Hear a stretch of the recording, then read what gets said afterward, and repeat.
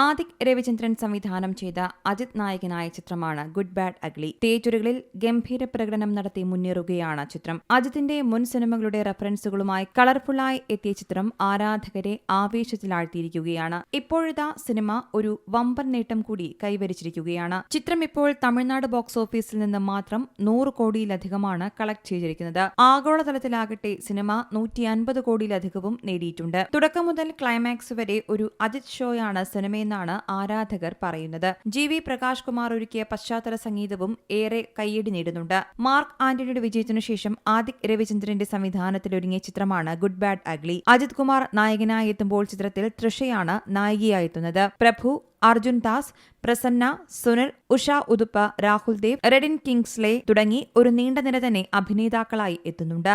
News desk C Malayalam news. ഏറ്റവും പുതിയ വാർത്തകളും വിശേഷങ്ങളും വിരൽ തുമ്പിലറിയാൻ സി മലയാളം ന്യൂസ് എല്ലാ ഡിജിറ്റൽ പ്ലാറ്റ്ഫോമുകളിലും ലഭ്യം.